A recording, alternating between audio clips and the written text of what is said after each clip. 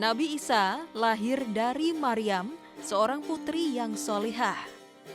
Dalam Al-Quran surat Maryam ayat 19, dikatakan bahwa Jibril lah yang meniupkan ruh bayi laki-laki ke dalam rahim Maryam atas izin Allah Subhanahu wa Ta'ala.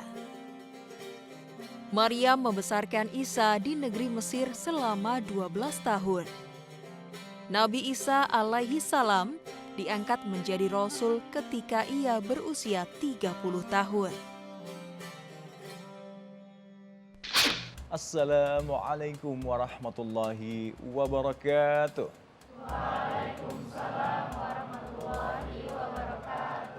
Ayuhal musyahidun al-kiram, pemirsa Metro TV yang insya Allah selalu dirahmati Allah Subhanahu wa Ta'ala. Anda masih menyaksikan Sirah Nabawiyah Metro TV bersama saya Hamnat Lakafi, dan juga telah hadir di studio 3 Metro TV Ustaz Adnan wa Syekhana Ustaz Al-Mukarram Kiai Haji Khalil Nafis. Assalamualaikum Kiai. Waalaikumsalam warahmatullahi wabarakatuh. Kiai, kita tema kali ini kita akan membahas sosok seorang Nabiullah Isa alaihissalam. Nah, dari sosok beliau ini banyak sekali digambarkan di Al-Quran.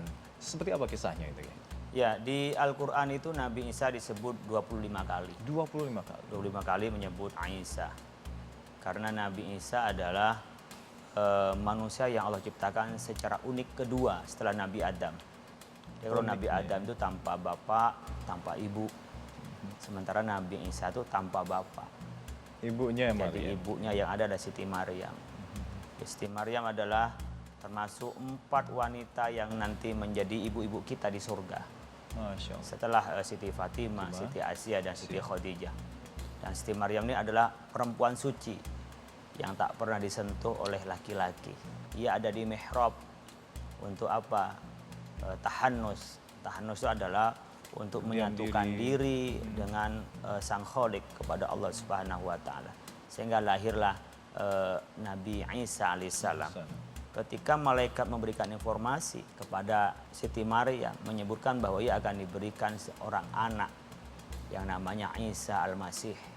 Isa Al-Masih ini adalah kabar gembira dari Allah yang diberikan kepada Siti Maryam, dan Siti Maryam menerima karena itu adalah ketentuan dari Allah Subhanahu wa Ta'ala. Meskipun ia harus menerima fitnah karena hamil tanpa sang suami. Tapi itulah ketentuan Allah. Dan Nabi Isa inilah karena memang lahirnya tanpa seorang bapak, Nabi Isa disebut dengan kalimatullah. Karena apa? Karena ia adalah diciptakan dari kalimat Allah, kun fayakun. Jadi dia tidak diciptakan seperti halnya kita atau manusia setelah Nabi Adam. Proses hubungan suami istri lalu punya anak. Yang kedua, Nabi Isa mempunyai julukan Ruhullah. Roh suci. Kenapa? Karena memang Allah yang menyiapkan langsung roh kepada Nabi Isa alaihissalam. Maka Nabi Isa mempunyai julukan adalah sebagai kalimatullah, karena itu diciptakan dari kalimat Allah, disebut Ruhul Qudus karena Allah yang menciptakan langsung kepada Nabi Isa alaihissalam. Jadi lahir dari ibu yang suci, maka Nabi Isa adalah menjadi orang yang suci, menjadi orang yang menjadi tumpuan kebaikan di dalam mengemban risalah kenabian itu. Nabi Isa besar dan Nabi Isa tumbuh sebagai Rasulullah Sallallahu Alaihi Wasallam. Misi yang dibawa oleh Nabiullah Isa ini juga tentang tauhid billah juga, Ustaz?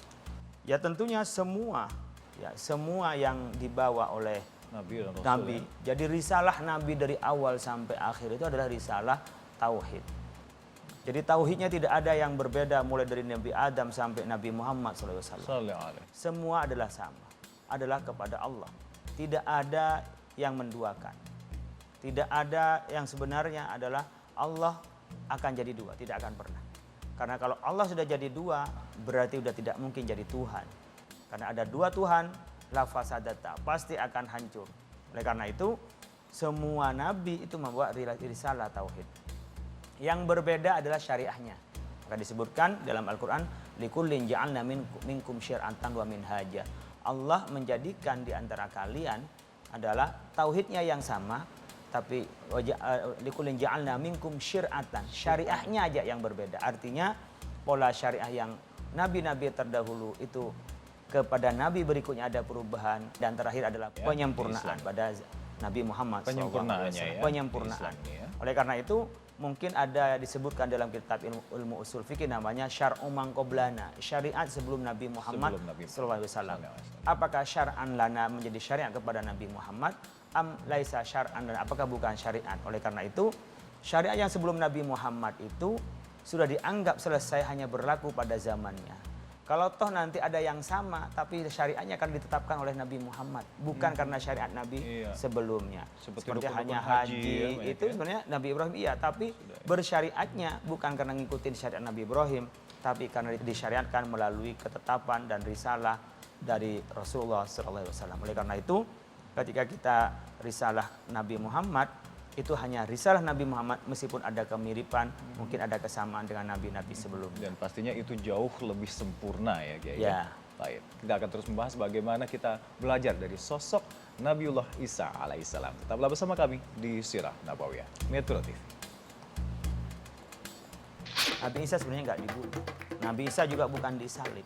Orang yang ngejar tadi yang pertama itu dimiripkan dengan Nabi Isa. Nabi Isa diangkat oleh Allah Subhanahu wa Ta'ala.